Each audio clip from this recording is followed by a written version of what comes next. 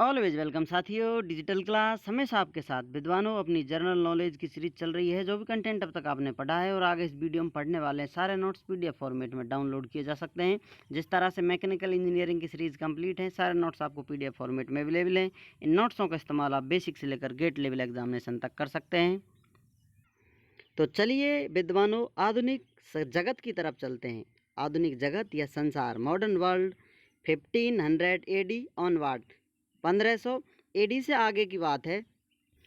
ये वो समय है जब प्राचीन संसार नए रूप में या दूसरे फॉर्मेट में आने वाला है, कुछ बदलाव आ रहा है। तो मॉडर्न वर्ल्ड, आधुनिक संसार में चेंज आने वाला है। तो क्या बदलाव आ रहे हैं वो देखते हैं। रिनाइजेंस, ये देखते हैं साथियों, पुनर्निर्माण, नवजागरण, इसे हिंदी में आप कहें तो। The renaissance was essentially an intellectual movement. It began in the Roman Empire. A number of new writers emerge during the renaissance. Renaissance के बारे में आप कहें तो ये साथियों बौद्धिक रूप से परिवर्तन आने वाला समय चल रहा है। यहाँ पर बहुत सारे नए राइटर उभर कर आएंगे, कुछ नया जो बौद्धिकता से तर्क संगत कुछ नया कुछ कर देने वाले हैं, संसार को बदल देंगे, मॉडर्न बना देंगे। तो उसमें रिनाइजेंस से शुरुआत होती है। उसके बाद आता है साथियों रिफॉर्मेशन, जिसमें सुधार कह सकते हैं आप इसे हिंदी में। रिफॉर्मेशन होगा, पुरानी चीज़ों में कुछ बदलाव आएगा। It was started by Martin Luther in Wittenberg, Germany in 1517 by publicly protesting against the sale of letters of indulgence। Reformation start किया गया साथियों मार्टिन लूथर के द्वारा। कहाँ पर? विटेनबर्ग में, जर्मनी में। 1517 की बात है। वहाँ पर प्रोटेस्ट होने लगे, किसके खिलाफ? जो इंडल्जेंस लेटर है साथियों, उसके खिलाफ। अभी इंडल्जेंस लेटर क्या है? कुछ अपराध करने वाले अपराध करेंगे और फिर कहेंगे बाद में ये माफ़ीनामा है, सब कुछ माफ़ हो गया है, इस प्रकार से इसके खिलाफ फिर आंदोलन होगा। इंडल्जेंस क्या है? The letters which remitted punishment of the sinners who vote them and which began to be considered as passport to heaven। कुछ अपराध कर लिया है और अब ये लेटर दिखाओ, सब कुछ माफ़ होने वाला है, हेवन के लिए पासपोर्ट समझा जा रहा है। ये लेटर बता रहा है क्या सज़ा होगी दोषियों को, या फिर माफ़ कर दिए जाएंगे। तो इस प्रकार इस लेटर के खिलाफ वहाँ पर आंदोलन होने लगे। इसकी बिक्री को बंद करने के लिए ये सब स्टार्ट किया जा रहा है। अब जानते हैं साथियों कॉलोनी या फिर कहें कॉलोनियलिज्म। कॉलोनी क्या होती है साथियों? कॉलोनियलिज्म क्या होता है? लोग इधर उधर से आएंगे संसार से और एक जगह आकर रहने लगेंगे, ठहर जाएंगे, बस जाएंगे। वहाँ पर कुछ रूल रेगुलेशन से स्टार्टिंग हो जाएगा, सब वही फॉलो करेंगे, तो वो कॉलोनियलिज्म कहलाता है। कॉलोनी मीन्स दी कंट्री और territory settled by migrants from another country. बाहर से आए हैं साथियों, वो आकर यहीं सेटल हो गए। Thus the policy of having colonies and keeping them dependent is called colonialism. तो इस प्रकार से यहाँ की जो पॉलिसी बनाई गई है उस पर ये सब डिपेंडेंट होने वाले हैं, वही कहलाता है कॉलोनियलिज्म। तो अब हम आधुनिक संसार की तरफ जा रहे हैं। इस प्रकार से उसमें कुछ बदलाव होने आ रहे हैं। जो भी कुछ रहेगा कुछ करेक्शन के लिए होगा, उसमें बदलाव आएंगे और आधुनिक संसार की तरफ हम चलते हुए आएंगे। पुरानी प्रथाओं को, पुराने रूलों को तोड़ दिया जाएगा, या फिर जो सपोर्ट नहीं कर रहे हैं या फिर पॉसिबल नहीं हो पा रहे हैं, या फिर जो समाज को ठीक से चैन से जीने नहीं दे रहे हैं, उन रूलों को उखाड़ कर फेंक दिया जाएगा, न्यू इस्टेब्लिशमेंट कर दिया जाएगा। तो इस प्रकार की शुरुआत हो चुकी है, पहले भी हो रही थी। प्राचीन संसार में भी कुछ बदलाव थे, तो मॉडर्न में इस प्रकार चलता रहेगा और हम धीरे धीरे आधुनिक जगत की तरफ चलते आएंगे। देखिए इस प्रकार के बदलाव की शुरुआत हो चुकी है। अब चलते हैं नेक्स्ट, ग्लोरियस रिवॉल्यूशन 1688 इंग्लैंड में ग्लोरियस रिवॉल्यूशन के नाम से जाने जाने वाला रिवॉल्यूशन है। कुछ बदलाव था, आंदोलन था। कब स्टार्ट हुआ था? 1688 में। The despotic rule of the Stuarts ended and the supremacy of parliament was established. यहाँ पर रूल हटा दिया गया है और पार्लियामेंट स्टैब्लिश्ड कर दी गई है। सुप्रीमेसी को हटा दिया है, जो रूलर थे स्टट्स के उनको हटा दिया गया, भगा दिया गया, पार्लियामेंट इस्टेब्लिश्ड कर दी गई। नए बिलों की स्थापना हुई या बिल लाए गए। द बिल ऑफ राइट्स, अपने हक के लिए कौन कौन से बिल लाए गए या फिर मनवाए गए? नंबर 1 मैग्ना कार्टा और द ग्रेट चार्टर 1215। नंबर 2 या सेकंड है हैबिस कॉर्पस एक्ट 1679। अब देखिए इस प्रकार से बदलाव आ रहा है। अभी तक राज चल रहे थे, एम्पायर चल रहे थे, उनमें से बदलाव होकर डेमोक्रेसी की तरफ आने वाले हैं, पार्लियामेंट स्टार्ट होगी है। और कुछ नए रूल रेगुलेशन फिर से इस्टेब्लिश कर दिए गए हैं। क्या आपको लगता है अब इस प्रकार से डेमोक्रेसी चल पाएगी? चलो जानते हैं ये राज आगे चलकर क्या और संसार में बदलाव आता है, इतिहास क्या बताता है। इंडस्ट्रियल रेवोल्यूशन, अब औद्योगिक क्रांति आएगी साथियों संसार में। वो क्या बदलाव देकर जा रही है? इन यूरोप, कहाँ से स्टार्ट हुई थी? यूरोप में स्टार्ट हो रही है। The industrial revolution started in England around 1733 with the first cotton mill.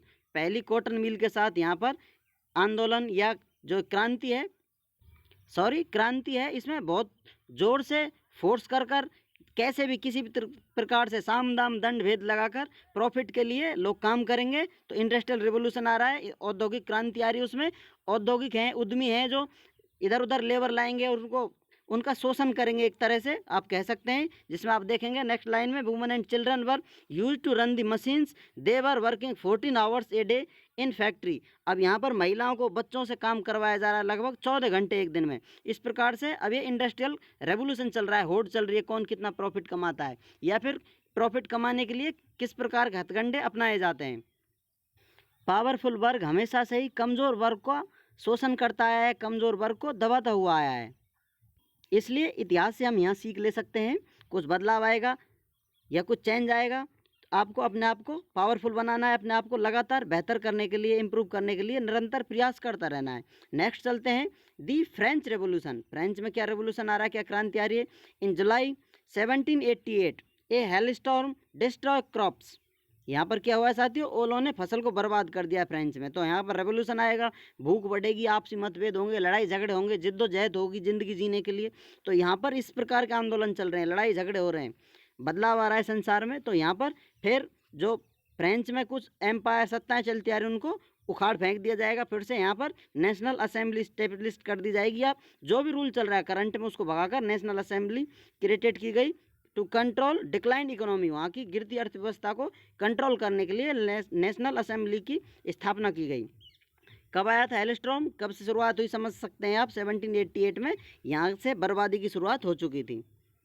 संसार के किसी भी कोने में कोई घटना घटती है तो ग्लोबल लेवल पर पूरे संसार में किस प्रकार उसका इफेक्ट आता है, ये सब आंसर आपको मिलेंगे, हिस्ट्री आपको जवाब देगी। ये समझने के लिए आप कंटिन्यू जुड़े रहें। दी अमेरिकन सिविल वार, अब यहाँ पर अमेरिका में सिविल वार हो रहा है, गृह युद्ध चल रहे हैं, आपस में लड़ाई झगड़े चल रहे हैं। The battles of the American Civil War were fought between April 12 1861 to May 13 1865 in 23 state. America में 23 राज्य आपस में लड़ाई झगड़े कर रहे हैं। कब की बात है? अप्रैल 12 से 1861 में और मई 13 तक 1865 तक ये लड़ाई झगड़े चलते रहे। इनके बीच में अमेरिकन सिविल वार चलते रहे, एक दूसरे से लड़ाई झगड़े करते रहे। कितने स्टेट हैं आपस में लड़ाई झगड़े करने वाले? 23 स्टेट्स। अब यही लड़ाई झगड़े करने वाले, इनमें से कुछ हारेंगे कुछ जीत जाएंगे, तो एक एम्पायर क्रिएट हो जाएगा। मॉडर्न वर्ल्ड की तरफ आ रहे हैं तो एक कंट्री बन जाएगी। जो विजेता होंगे, जो लीडर होंगे, पूरे एरिया को कंट्रोल करने लगेंगे, कवर करने लगेंगे, रूल करने लगेंगे उस पर। चलिए अब यूनिफिकेशन के बारे में जान लेते हैं। यूनिफिकेशन ऑफ इटली का यूनिफिकेशन हो रहा है साथियों। लड़ाई झगड़ा कर लिया है इन्होंने, मूवमेंट चला लिए, इधर उधर सब कुछ कर लिया है, देख लिया है इन्होंने, एम्पायर देख लिए, मूवमेंट देख लिए, कुछ वो क्या क्या चेंज आ रहे हैं वो देख लेते हैं। 1848 से 1870 की तरफ चल रहे हैं यंग इटली मूवमेंट। वहाँ पर जो मूवमेंट स्टार्ट हुआ था, मूवमेंट सभी जगह चलेंगे साथियों, सभी जहाँ पर बसावट होगी, इंसानी सभ्यता होगी, कोई भी सिविलाइजेशन होगी, मूवमेंट आते रहेंगे, रिफॉर्मेशन आते रहेंगे। वो क्यों आएंगे आपको बता दिया। कुछ भी इम्बैलेंस होता है, जब तक जो मूलभूत आवश्यकता है उनकी पूर्ति करते रहेगा, एम्पायर हो या फिर कोई गवर्नमेंट हो, कुछ भी हो, स्ट्रक्चर हो जो सबको फल फूलने के लिए जगह देगा, बैलेंस करके रखेगा, वही इस दुनिया में टिक पाएगा। बाकी सब कुछ बर्बाद हो जाएगा या फिर मूवमेंटों में आ जाएगा, रिफॉर्मेशन में चेंज कर उखाड़ कर फेंक दिया जाएगा। तो यंग इटली मूवमेंट उन्हीं में से एक है। In the early 19th century Italy was divided into A number of state in which the kingdom of सर्दिनिया was the most powerful. सर्दिनिया कौन सा था? मोस्ट पावरफुल किंगडम था। अब यहाँ पर इटली में फैशनिज्म की शुरुआत होने वाली है। 19वीं सेंचुरी की स्टार्टिंग की बात है ये। अब इटली कितने नंबरों में डिवाइडेड है साथियों? Italy was divided into number of state, कुछ स्टेटों में डिवाइडेड है। विच द किंगडम ऑफ, अब इनमें से डिवाइडेड, उनमें से जो किंगडम है सर्दिनिया, ये सबसे पावरफुल है।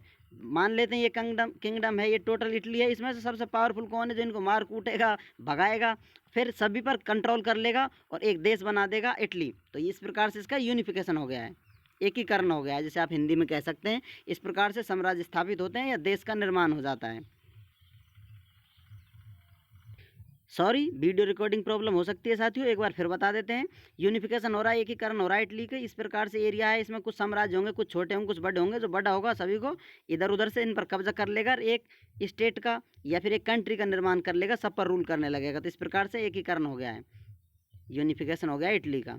अब इसमें पावरफुल किंगडम कौन सा था? सर्दिनिया, ये था पावरफुल किंगडम। इसको रूल करने वाले इसी के रूलर रहेंगे। अब इस किंगडम में भी इस्टेब्लिशमेंट नहीं आएगी, आगे जाकर ये फिर से इसमें फैशनिज्म आएगा, कुछ बदलाव आएगा, किंगडम ठीक से नहीं चलेगा, फिर से आंदोलन होंगे, इनको भगा दिया जाएगा या फिर इसमें कुछ बदलाव कर दिया जाएगा। उसे फैशनिज्म के नाम से जाना जाता है, फैशनिज्म इन इटली। जैसे जर्मनीज में नाजिज्म स्टार्ट होगा। इस प्रकार की और जानकारी के लिए आपको यूनिफिकेशन ऑफ जर्मनी के लिए नेक्स्ट वीडियो के लिए प्रस्थान करना होगा। यहाँ पर वीडियो शॉर्ट करते हैं, अपना टाइम आउट हो गया है लगभग। इस प्रकार से वीडियो की लेंथ ज़्यादा ना हो, यहीं कंट्रोल कर लेते हैं इसको। फिर चलते हैं साथियों, यूनिफिकेशन ऑफ जर्मनी, उसके बाद कराएंगे वर्ल्ड वार फर्स्ट। सॉरी, हम नहीं कराएंगे, हो गया है, उसको आपको बताएंगे क्यों हुआ, किस कारण से हुआ और क्या क्या लॉस भुगते दुनिया ने, किस प्रकार से वर्ल्ड वार का असर होता है सारी दुनिया पर, क्या क्या देखने को मिलता है, क्या क्या बदलाव आते हैं, ये सब जानेंगे नेक्स्ट वीडियो में। उम्मीद करते हैं साथियों सीरीज़ आप एंजॉय कर रहे होंगे। अब तक आपको जो कुछ पढ़ाया गया है सभी आपको समझ में आया होगा। फिर भी कोई कन्फ्यूज़न है तो कमेंट बॉक्स आपका इंतज़ार कर रहा है, खुला हुआ है। आप चाहें जो पूछकर अपने क्वेश्चन या डाउट क्लियर करा सकते हैं। वीडियो को अंत तक देखने के लिए, चैनल को सपोर्ट करने के लिए आपका दिल की गहराइयों से बहुत बहुत धन्यवाद। मिलते हैं नई वीडियो के साथ। जय हिंद, वंदे मातरम।